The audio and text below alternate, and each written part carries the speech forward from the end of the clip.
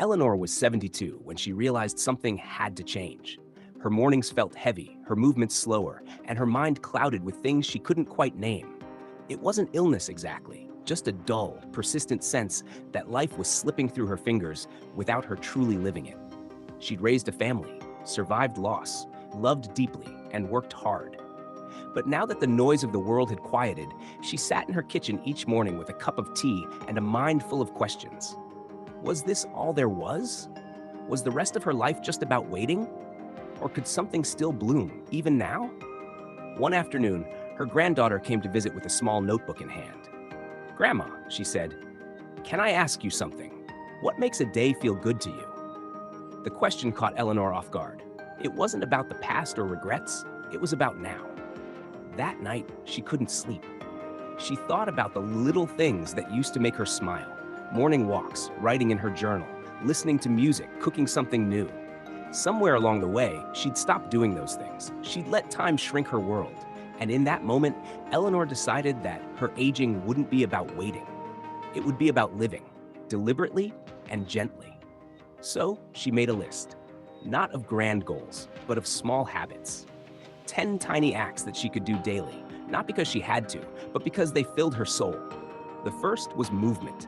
Not exercise in the traditional sense, but gentle stretching and a short walk every morning.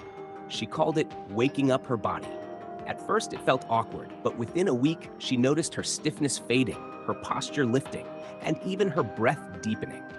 Movement, she realized, wasn't just about muscles. It was about reminding her body that it still mattered.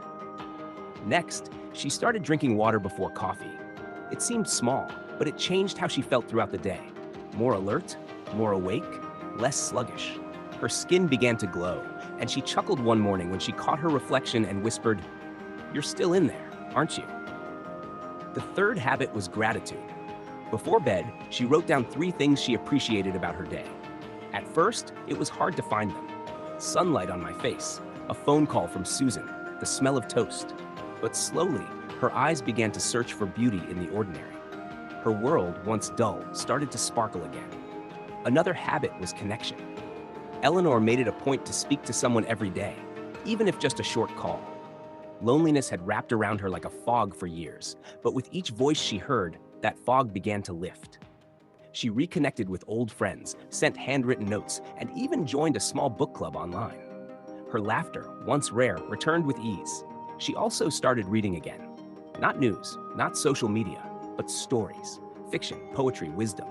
Books became her windows to other lives and helped her remember that imagination never ages. One line from a novel stuck with her: "You are not done until you decide you are." She underlined it twice. Mindfulness became her next habit. Eleanor began her mornings with 5 minutes of silence. No phone, no television, just sitting and breathing. She noticed how her mind wandered, how her worries bubbled up, and how, with patience, they passed. In those quiet minutes, she found peace, a calm she hadn't known since her youth. She also chose one joyful task each day. Sometimes it was arranging flowers. Other days, it was baking cookies or dancing in the living room. These weren't chores, they were play. And in play, Eleanor rediscovered the girl she used to be. Sleep, too, became sacred. No more late-night television or heavy meals before bed. She created a routine: dim lights, calming music, a lavender pillow spray. Her sleep deepened, and with it, her energy returned. Nature became another habit. Even just sitting on her porch, watching the trees sway, listening to the birds, it grounded her. It reminded her that aging was natural, and so was blooming at every stage of life. The final habit was self-compassion. She stopped criticizing her wrinkles, her slower pace, her forgetfulness. She looked in the mirror and began saying, "You've made it through so much, thank you." Her eyes softened, and so did her heart. Within weeks, Eleanor felt lighter, not because she had reversed time, but because she had chosen to live it well. These habits weren't about avoiding age. They were about embracing it with grace, courage, and presence.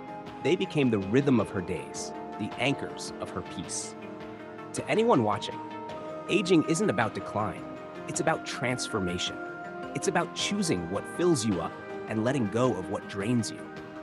These 10 daily habits may seem small, but together they are powerful. They bring light into your morning, peace into your mind, and joy into your heart. If Eleanor's journey inspired you, Please like this video, share it with someone who needs hope in their later years, and subscribe to Evergreen Wisdom for more heartfelt stories, gentle guidance, and reminders that the best can still be ahead. Because no matter your age, every day is a chance to begin again, with a little movement, a little love, and a whole lot of intention.